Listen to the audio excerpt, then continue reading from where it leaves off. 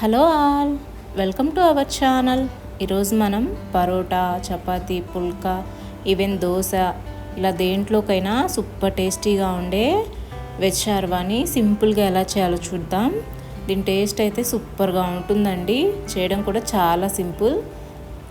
ముందుగా దీనికోసం ఒక మిక్సీ జార్లోకి పావు కప్పు కొబ్బరి తురుము తీసుకోవాలి.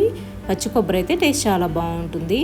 ఇందులోనే 2 టేబుల్ స్పూన్స్ పుట్నాల పప్పు, 2 పచ్చిమిర్చి, 1 టీ స్పూన్ సోంపు, 1 ఇలాచి, 2 లవంగాలు, 1 ఇంచ్ దాల్చిన చెక్క వేసుకొని కొద్దిగా వాటర్ వేసుకుంటూ వీలైనంత మెత్తగా మిక్సీ పట్టుకోవాలి.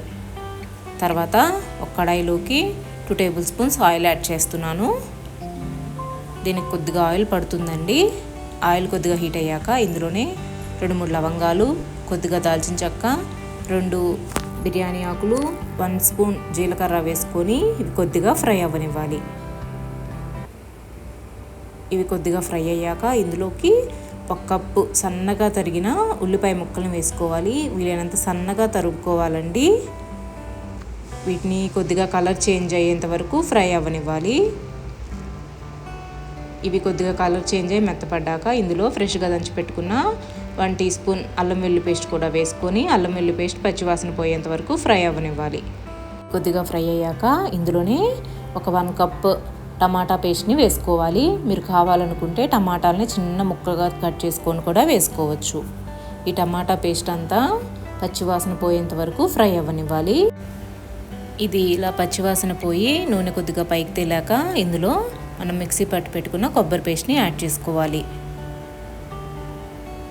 ఇదంతా ఒకసారి మిక్స్ చేసుకుందామండి. ఇలా ఇదంతా మిక్స్ చేసుకున్నాక ఇందులోనే ఇంకొక 1 కప్ వాటర్ యాడ్ చేసుకొని ఉండలు లేకుండా కలుపుకోవాలి.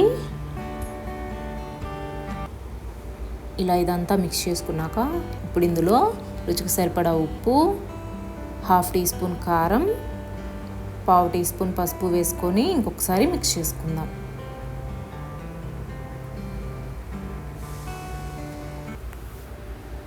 ఇలా ఒకసారి అంతా మిక్స్ చేసుకున్నాక ఇప్పుడు దీని మీద మూత పెట్టుకొని గ్రేవీ అంతా చిక్కబడేంత వరకు కుక్ అవ్వనివ్వాలి. మంటని మీడియం ఫ్లేమ్లోనే పెట్టుకోవాలండి, లేదంటే అడుగంటిపోతుంది. ఇలా మధ్య మధ్యలో ఒకసారి మిక్స్ చేసుకుంటూ గ్రేవీ అంతా చిక్కబడనివ్వాలి.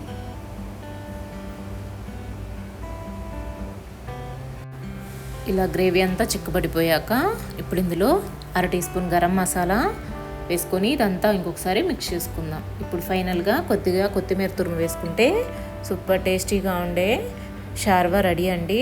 పెద్ద ప్రాసెస్ కూడా కాదు, చాలా సింపుల్గా అయిపోతుంది చేయడం కూడా. మీకు ఈ రెసిపీ ఎలా అనిపించిందో కామెంట్ చేయండి. వీడియో నచ్చితే లైక్ చేసి సబ్స్క్రైబ్ చేసుకోండి. Thank you for watching.